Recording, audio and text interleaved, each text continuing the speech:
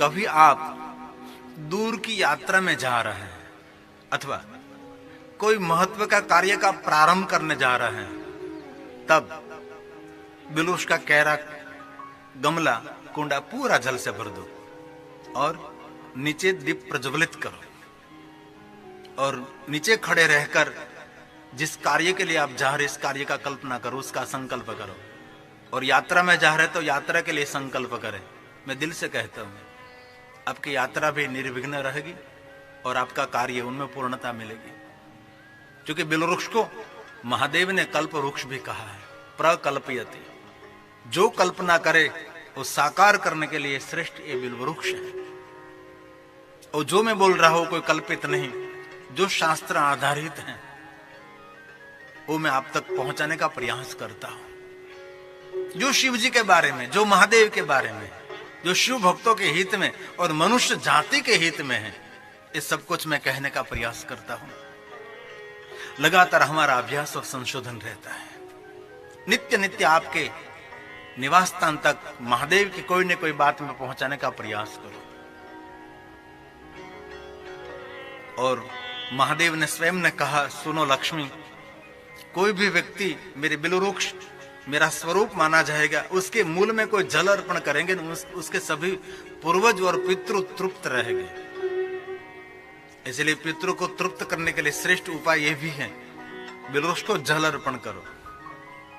घर में भी बिलवृक्ष रख सकते, कोई भी कोने में, लेकिन सूर्य प्रकाश और बाहर की हवा आनी चाहिए, ऐसे आप बिलवृक्ष रख सकते हैं। और एक बात याद रखना, बिलवृक्ष के गमले में कभी अबील, गुलाल, कुमकुम ऐसा नहीं चढ़ाना।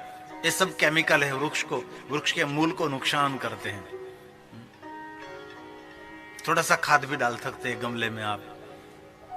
हमने तो पर्यावरण की रक्षा के लिए पूरा जंगल बनाया है बिलवृक्ष का, हमारे एक के लिए नहीं। और मैं कहूं कि जो हमने बिलवृक्ष का जंगल बने हमारा है, हमारा ही ऑक्सीजन हमको ही मिले और दूसरों को नहीं मिला, होता ही नहीं। जो कुछ हम प्रवृत्ति करते जगत विश्व कल्याण के लिए करते, हमारे लिए कुछ नहीं हमने किया। मैं धारू तो आम के पेड़ नहीं लगा सकता, नहीं लगाया मैंने, बिलवृक्ष लगाया। क्यों? पर्यावरण में उनकी बहुत फायदाकारक बात हमने सुनी है, मानव जात के लिए है। मैं शिवालय निर्माण कर रहा हूं तो शिवालय किसके लिए? जनसंख्या के लिए, सबके सुख के लिए है। शिव भक्तों के एक श्रद्धा का केंद्र है। बिलवृक्ष का जंगल बनाया, शिवालय निर्माण किया, वो कोई साथ में लेकर जाने वाली, ये धरती पर रहने वाली वस्तु है। इसलिए में हम मध्यस्थी हैं। और सज्जन लोग, साधु लोग ऐसा करते रहते, विश्व कल्याण की प्रवृत्ति करते। और बहुत दिल से कहता हूं, कोई भी विश्व कल्याण जगत हित का कोई कार्य करता, उसमें हम सहयोग ना कर सके, कभी विघ्न नहीं डालना चाहिए, कभी नहीं। इनमें हमारा सहयोग होना चाहिए। हम वृक्ष न लगा सके, लेकिन दूसरा कोई वृक्ष लगाता है तो उसको कहिए, हम उसका देख संभाल करेंगे। और हर मानव वृक्ष प्रेमी तो होना ही चाहिए। वृक्ष हमारा जीवन है, वृक्ष धरती की रक्षा है। वृक्ष नहीं तो बरसात भी नहीं, बारिश भी नहीं आती ना वृक्ष के बिना, तो मानसून खाली चला जाएगा। इसलिए पूरा जंगल बिलवृक्ष हमने बनाया है, हमारे लिए नहीं है, सर्वजन सुखाय के लिए है। उनकी कोई आमदनी नहीं होती ना, हम तो एक पत्ता भी नहीं तोड़ते। जो कि जैसे हम नाक से श्वास लेते हैं, वृक्ष उनके पर्ण से श्वास लेते हैं। हम मुख से खुराक लेते हैं, वृक्ष मूल से खुराक लेते हैं, मूल से। मूल और ये पत्ता वृक्ष के जीवन का आधार है। तो भगवान महादेव ने कहा है, लक्ष्मी सुनो, कोई भी मनुष्य मेरे मूल में जल अर्पण करेंगे, उनके पितृ तृप्त रहेंगे। अवसर मिले तो रोज बिलवृक्ष को जल अर्पण करो, बिलवृक्ष की परिक्रमा करो, उसको नित्य दीप दान करो, दीप नीचे करो बिलवृक्ष के नीचे। और हो सके तो बिलवृक्ष के नीचे बैठकर पंचाक्षर मंत्र, कोई भी मंत्र का जाप करो। एकम व कोटि गुणितम, बिलवृक्ष के नीचे आप जाप करोगे तो कोटि गुना फल मिलता है। ये महिमा है बिलवृक्ष की। कोई भी साधना अनुष्ठान उपासना बिलवृक्ष के नीचे करनी चाहिए। और घर में जो बिलवृक्ष है तो उसके पास बैठकर आप साधना उपासना मंत्र जाप स्तोत्र का पाठ करना चाहिए। तुलसी के समान बिलवृक्ष की भी अद्भुत महिमा है। और आयुर्वेदिक दृष्टि के देख से तो कितने प्रयोग हैं जो आयुर्वेद की दृष्टि से देखें, बहुत सारा प्रयोग इसमें लिखा। ये मैं कहना नहीं चाहता क्योंकि ये आयुर्वेदिक पद्धति, वो बहुत लोगों के मुख से मैंने सुना है कि ये बिल्वपत्र के पान खाने से डायबिटीज नहीं होती, ऐसा मैंने बहुत सुना है। मैं खातिर नहीं करता, मैं ऐसा नहीं कहता, लेकिन सुना है मैंने शिव महापुराण में जो कहा और मैंने सुना वो आप तक मैं पहुंचाने का प्रयास करता हूँ। लेकिन इतना जरूर कहता हूँ कि आयुर्वेद शास्त्र के अंदर ये बिल्व पत्र, बिल्व फल, बिल्व मूल, बिल्व की छाल, बिल्व का काष्ठ, बिल्व के बीज और बिल्व फल सब कुछ बहुत मायने रखता है। तो भगवान महादेव ने स्वयं ने कहा, लक्ष्मी इन वृक्ष में तीनों देवताओं का वास रहेगा। और बिल्वाष्टक में हमने सुना है, बार बार सुना है, और ये बिल्वाष्टक की बात है। मूल में कौन है तो ब्रह्मा जी। मूल में प्रणाम करो तो वहां ब्रह्मा जी का वास, मध्य में देखो तो श्री हरि भगवान विष्णु जी, और ऊपर के भाग में देखो तो वहां भगवान महेश। शिव जी को ऊपर क्यों रखा गया, नीचे क्यों नहीं? क्योंकि शिव ऊपरी है, शिव श्रेष्ठ है, सर्वोपरि है, इसलिए भगवान का स्थान ऊपर है। पीपल में भी ऐसे है ना, इससे भी वृक्ष को बहुत जीवन में एक बार पीपल वृक्ष लगाना और पीपल वृक्ष को बड़ा करना, ये बहुत महिमा है। वट वृक्ष की बहुत महिमा है। हमने तो प्रभु ने कृपा के हमने बहुत सारे वृक्ष लगा दिए और लगाना ही चाहिए। कहीं कहीं वृक्ष प्रेमी होते हैं तो अपने छत जो आगाशी होते उस पर कितने वृक्ष, कितने बाग जैसा बगीचा बना देते हैं। कितनी सुंदर बात है, कितनी श्रेष्ठ बात है वो। ये बिल्वाष्टक बोलता है, मूलतो ब्रह्म रूपाय मध्यतो विष्णु रूपेण अग्रतः शिव रूपाय एक बिल्व शिवार्पणम् एक बिल्व शिवार्पणम्। हमारा सद्भाग्य है कि पवित्र माक्षर मास में हम स्वयं बिलवृक्ष के नीचे बैठकर भगवान महादेव की कथा का गायन कर रहे हैं। बहुत पुण्य है। शिवपुराण में तो भगवान व्यास ने कहा कि पूरा शिव महापुराण आपसे न हो सके तो शिव महापुराण अंतर्गत रुद्र संहिता का पूरा पाठ करे उसके नीचे बैठकर। कितनी बड़ी बात है। अवसर मिले तो। ये वृक्ष लक्ष्मी जी की भेंट है। इसमें कहा है लक्ष्मी स्तन उत्पन्नम, लक्ष्मी के स्तन के द्वारा उत्पन्न हुआ ये वृक्ष है। कितनी कठिन साधना की होगी लक्ष्मी जी ने। ये बिल्वाष्टक का स्तोत्र है, उसकी शाख देता है, साक्षी पुर रहा है। लक्ष्मया स्तन उत्पन्नम् महादेवस्य च प्रियम। महादेव को अति प्रिय जिनको कहते बिल्व वृक्ष। बिल्व वृक्षं प्रयच्छामि एक बिल्व शिवार्पणम् एक बिल्व शिवार्पणम्। ये है बिल्व वृक्ष। 3 दिन से लगातार बिल्व वृक्ष की महिमा हम गा रहे हैं। ये तो बहुत संक्षिप्त में बता रहे हैं हम, बाकी तो देखो तो इतना विस्तार है बिल्व वृक्ष का।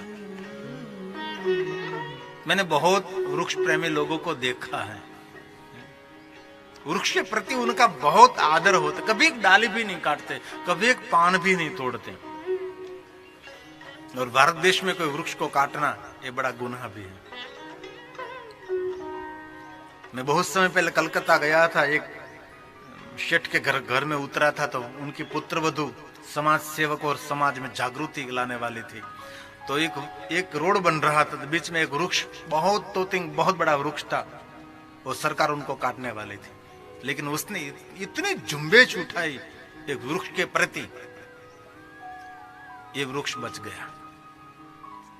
ये रोड की पूरी जो दिशा थी वो बदल दी, लेकिन वृक्ष को काटने नहीं दिया।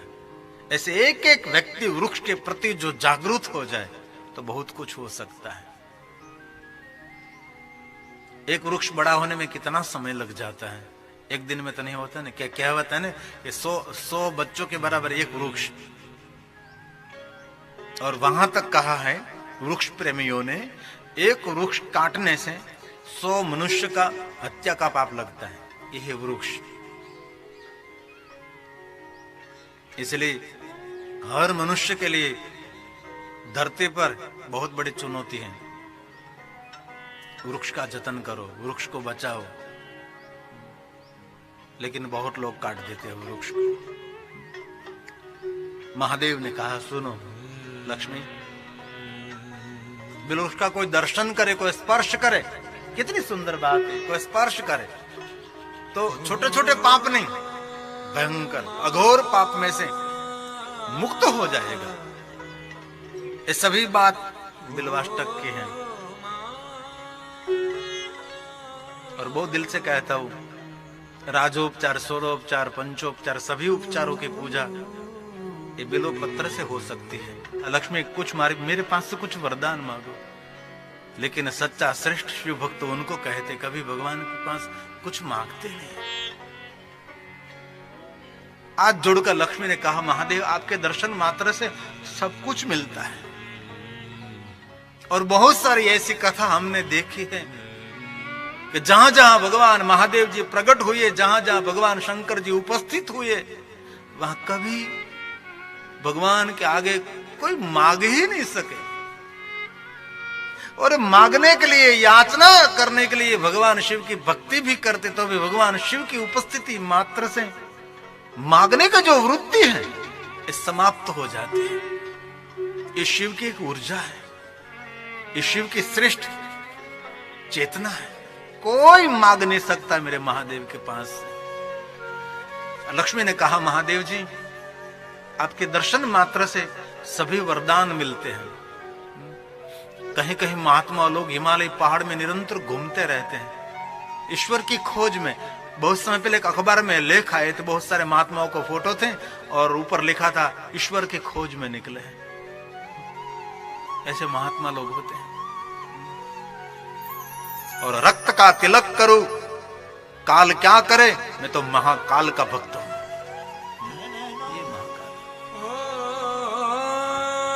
ये महात्मा लोग बोलते हैं, रक्त का तिलक करूं, काल का क्यों मुझे डर, मैं तो महाकाल का भक्त हूं।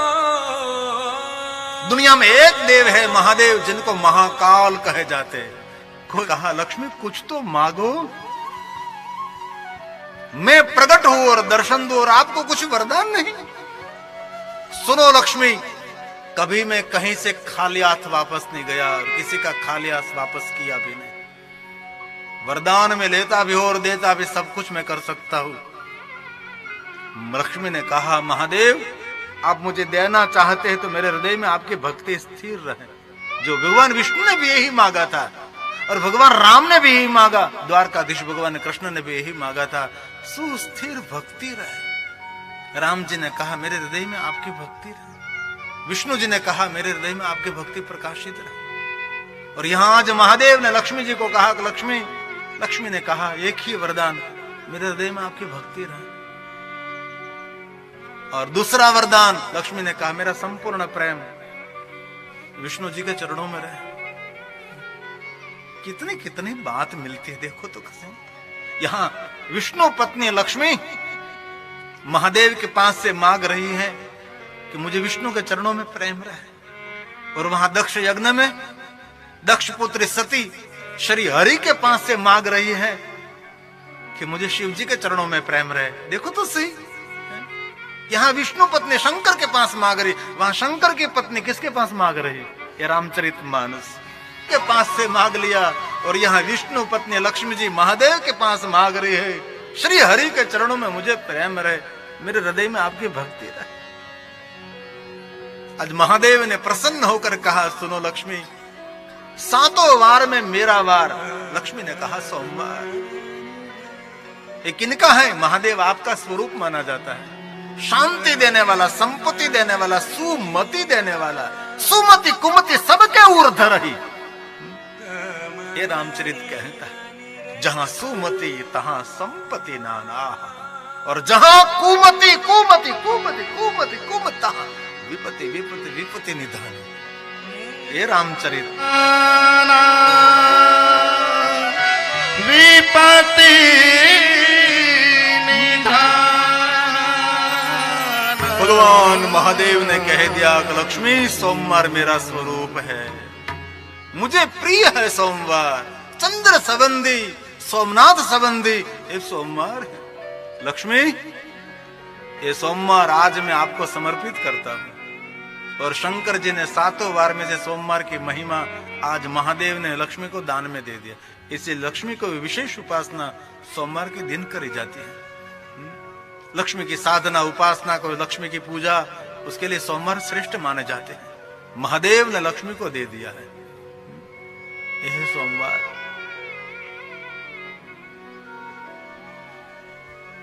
आज विष्णु पत्नी लक्ष्मी ने कहा, महादेव आप जैसे उदार देव दुनिया में एक भी नहीं है।